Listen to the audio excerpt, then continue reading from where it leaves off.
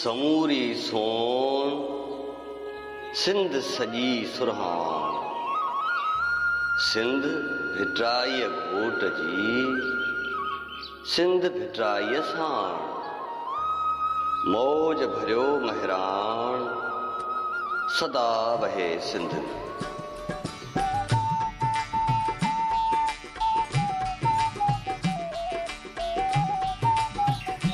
मोहतरम नाज़रीन, चांडाण टेलीविज़न जे प्रोग्राम सावक सारी सिंध सां गॾु हाज़िर आहियूं।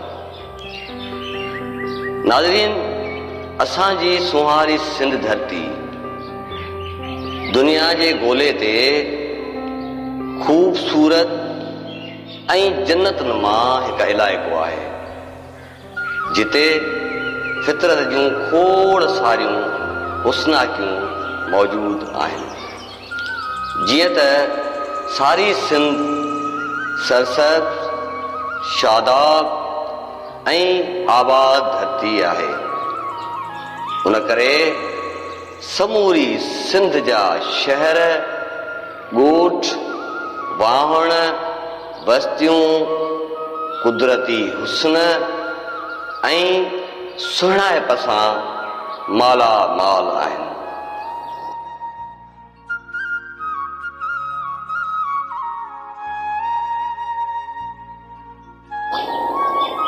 मोहतरम नाज़रीन, अॼु तव्हांखे हिकु नंढड़े ज़रीफ़ फार्म हाउस जो सैर करायूं था, जिते तव्हां बाग़, वण, गुल, ॿूटा ऐं मेवा पोखियल ॾिसी सघंदा ऐं उन्हनि जी सूंहं ऐं निफ़ासत ॾिसी पक सां तव्हांजी दिलि खे ख़ुशी महसूस थींदी।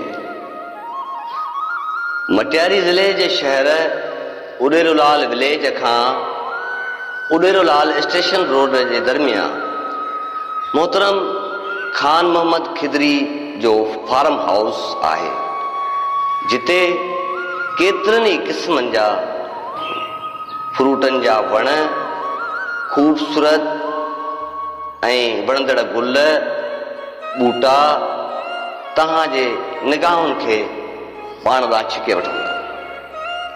मोहतरम खान मोहम्मद खिदरी ॾाढे प्यार ऐं पाॿोअ सां मिलियो ऐं वॾी ख़ुशदिलीअ सां खीकारियो। हू हिकु महिनती ऐं जफ़ाकश आबादगार आहे। हू उते पंहिंजे पुटड़नि समेत महिनत करे थो ऐं पंहिंजे फार्म हाउस खे संवारींदो ऐं संभालींदो आहे। मोहतरम खान मोहम्मद पंहिंजे फार्म हाउस ते हर कमु पंहिंजे निगरानी में कराईंदो आहे। पाण हिकु नंढड़ो आबादगार आहे, पर संदसि फार्म हाउस ॾाढो सुहिणो ऐं तरतीब सां तयारु थियल आहे। संदसि फार्म हाउस ते केतिरा ई फसल बीठल हुआ, जिन में केला, मकई, कमंद, चांहि जी पत्ती, वौण, अंबनि जा बाग़, सायूं भाॼियूं ऐं उन खां अलावा आड़ू, ग्रेप फ्रूट, चकू, ॼमूं, लीमू, ज़ैतून, खजी, कचनार ऐं ॿियनि फ्रूटनि जा वण मौजूद हुआ। बेशुमार सुहिणा सुहिणा गुल, जिन में गुलाब, मोतियो, गेंडो, सुखचैन जो वण, फैंसी थूहर जा ॿूटा मौजूद हुआ। सभई पंहिंजी पंहिंजी जाइ ते तरतीब सां पोखियल हुआ। उन्हनि सुहिणनि गुलनि जी सूंहं अखियुनि खे आथतूं आछे रही हुई ऐं संदन ख़ुशबू हवासनि खे ताज़गी बख़्शे रही हुई। फार्म हाउस ते सिलेमानी कावा चांहि जो मज़ो वरितोसीं ऐं कुझु ताज़ा फ्रूट बि खाधासीं ऐं हिन सुहिणे फार्म हाउस ते गुज़ारियल घड़ियूं कॾहिं फ़रामोश न थियूं करे सघजनि। उते वणनि ते वेठल पखियुनि जूं ॿोलियूं फितरत जो हिकु शाहकार मंज़र पेश करे रहियूं हुयूं। मोहतरम खान मोहम्मद खिदरी ज़राइत बाबति आबादगारनि खे पेश ईंदड़ केतिरा ई मसइला पिणु ॿुधाया। बाबा मक़सदु इहो आहे त असां हींअर जेको ख़र्चो, जेको कलर या जेके दवाऊं, इहे तमामु जेके आहिनि महांगियूं थी वियूं आहिनि। सचियो पुछो त माना हिन ज़रात जेका आहे न उहा तबाह थी चुकी आहे।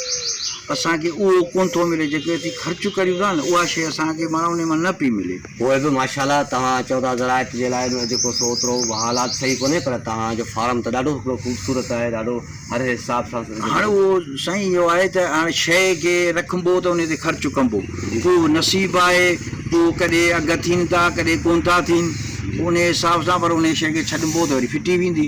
जेकॾहिं हाणे केलो आहे तयारु आहे, हाणे असीं हिन ते ख़र्चु न करियूं, भले कलर महांगो थी वञे तॾहिं बि ॾियणो त आहे न। सही। जेकॾहिं न ॾींदासीं त वरी उहो हाल बि वेंदो हली, पोइ माण्हू घाटियुनि ते वियाज ते बि खणी बि उनखे पूरे फार्म हाउस खे ॾिसण खां पोइ, हिते घुमण खां पोइ दर्सी किताब में पढ़ियल नंढे हूंदे जो बैत ॾाढो ज़हन में मूंखे तरी आयो ऐं सुठो बि लॻो त ही सरसब्ज़ बनियूं ऐं ॿारा वतन जा, ही सरसब्ज़ बनियूं ऐं ॿारा वतन जा, वणनि वाह जो था निज़ारा वतन जा, अचो खेत खेड़ियूं अचो सोन मेड़ियूं, भला ॾांदा आहिनि भटारा वतन जा। सिंध जा केतिरा ई ज़रई फार्म हाउसिस एतिरा त ख़ूबसूरत आहिनि, एतिरा त सुहिणा आहिनि, जाऊं सम्झां थो त शहरनि में जेके ठहियल पार्क आहिनि, वॾा वॾा पार्क, उन्हनि खां बि वधीक सूंहं ऐं जेका शोभियां रखनि था असांजा ही फार्म हाउसिस। प्यारा दोस्तों, ही ग्रेप फ्रूट्स चऊं असीं अदा खान मोहम्मद खिदरीअ जे जेको सो हिन फ्रूट फार्म में, ऐं ॾाढो सुठो वणंदड़ लॻे पियो। ऐं अदा खान इहे असांजे लाइ जेको सो पेश कयो आहे, संदसि महिरबानी। अॼु आयासीं अदा खान मोहम्मद जे फार्म ते, ऐं जेको बि उते मौजूदु हो, गुल ॿूटा वण बाग़ सभु तव्हां दोस्तनि सां असां शेयर कया आहिनि। ऐं सम्झां थो त तव्हांखे ज़रूरु वणिया हूंदा। पंहिंजी राय जो इज़हार ज़रूरु कजो ऐं असांजे टेलीविज़न चांडाण खे ज़रूरु ब ज़रूरु सब्सक्राइब कयो, त जीअं असीं हिन सुहिणी सिंध जे सूंहं बाबति, हिन सुहिणी सिंध में लिकल जेके खज़ाना आहिनि, जेके अहिड़ियूं अहम जायूं आहिनि या ख़ूबसूरत जायूं आहिनि, उन्हनि जो तव्हांखे न फ़क़ति अहवाल ॾियूं, मालूमात ॾियूं ऐं सैर बि करायूं। बड़ी महिरबानी।